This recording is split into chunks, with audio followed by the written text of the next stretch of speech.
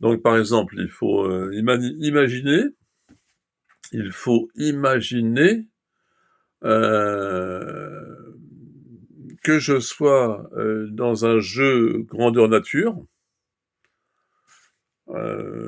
mais alors si je me vois dans la situation, on appelle ça métacognition ou métareprésentation, je sais plus, enfin on se voit comme vue de dessus quoi, en vue de haut, comme sur un plan, voilà, enfin on s'imagine être un petit personnage, un pion, la taille d'une pièce d'un échiquier sur un plateau de jeu. Voilà, donc je suis un et alors ce petit personnage, à échelle réduite, il sort son mobile et il se filme et il dit: «Je suis là». Il montre l'environnement, il filme autour de lui l'environnement, il donne le message de sa situation, il place la pensée en fonction de l'environnement qu'il a. Il a, un récit de sa journée, il fait le parcours de sa journée et ensuite, il va, tout simplement, à un moment donné, devenir, pour, une autre personne, une représentation de lui qui parle et que l'autre personne doit écouter en présence, donc ça fait 3 personnes, ça fait une personne, en image, vidéo, une perso et 2 personnes réelles. Évidemment, la deuxième personne réelle va aussi produire, une image vidéo d'elle-même. L'autre personne, hein, enfin, moi j'ai déjà produit mon image, vidéo, l'autre personne qui est réelle va produire son image vidéo. Après, on va, changer, d'espace. Chacun va aller dans un autre endroit du plateau de jeu, c'est-à-dire, il faut toujours transformer la réalité en plateau de jeu et le plateau de jeu en réalité. Donc, après on en revient à une dimension, sociale, donc, c'est sur la question du tiers-lieu.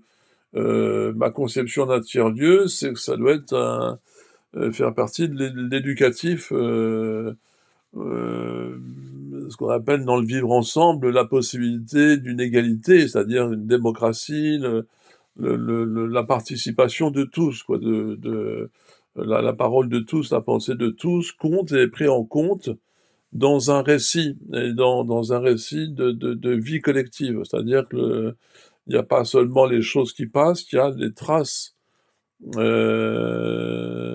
ce qui s'est passé, enfin des intentions, des projets, des actions, des et cetera. Donc il faudrait une grande maquette dans une pièce pour voir à petite échelle tout ce qui se passe dans tout l'espace des différents bâtiments et de la cour à mesure des situations qui se déroulent pour reconstituer les faits et penser les évolutions à partir du rapport passé, présent, futur.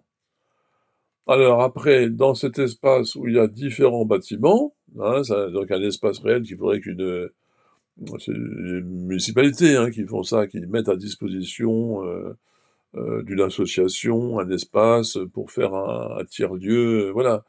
Un atelier de pensée visuelle, des lectures de John Dewey sur l'expérience, sur le collectif, sur la démocratie, le journal collectif de la maquette, le jour je pourrais peindre en extérieur, avoir un jeu de société à présenter au sol avec les différents endroits où je souhaite m'arrêter pour dessiner. Jeu de société avec un plan subjectif de l'espace, la socialisation imaginaire compte parfois plus que la socialisation réelle, quand je fais un roman graphique où j'élabore un message, une proposition culturelle et ludique, une expérience, un projet. Le projet du tiers-lieu est la représentation de son fonctionnement entre séquences et vues d'ensemble, des mécanismes d'utilisation montrant des humains en action dans un dispositif. Voilà, bon, c'est un texte que j'ai écrit, j'en fais la lecture pour qu'on ait, une totalité, enfin un ensemble de pensées, sur quelque chose de précis. Donc le rapport de la vidéo, à la réalité et aux jeux de société. La vidéo fait l'articulation, le trait d'union entre réalité et jeux de société. Il y a le personnage, réel et la représentation du personnage qui est la vidéo où le personnage ou par exemple si je m'exprime, maintenant et qu'après je refilme Cette vidéo va avec qui est sur un mobile, hein, et je filme avec une autre caméra. Voilà, j'ai ma présence et ma représentation. Et les deux ont en commun de parler, de pouvoir parler. Un avec un discours qui est déjà enregistré, et l'autre en réaction d'un discours, ce que l'autre ne peut pas faire, hein. Ma vidéo ne peut pas réagir à mon discours, enfin, la vidéo de mon personnage. Enfin, voilà, il y a un tas de relations. Qu'est-ce que je peux vous dire d'autre alors? Voilà, la socialisation est assez proche du jeu, puisqu'il y a des règles relationnelles. La production d'idées nécessaire à un collectif, un espace culturel pour entasser des œuvres d'art ne sert pas beaucoup la pensée, l'expérience esthétique de la peinture fonctionne bien, tout cela est à reprendre et à faire fonctionner ensemble, pensée, relationnelle, expérience esthétique. C'est-à-dire, je me suis aperçu qu'en tant que je produisais de la peinture, je proposais une expérience esthétique, et puis voilà, une fois que c'était fait, qu'est-ce qui se passait? Pas forcément ma socialisation, les idées que j'avais envie de communiquer aux autres, pour réaliser des projets dans la réalité, bah, ça se fait pas avec la seule peinture. En même temps, les projets étaient des jeux d'images, des questions, des enjeux autour de l'organisation de la perception d'un environnement, et beaucoup d'autres idées.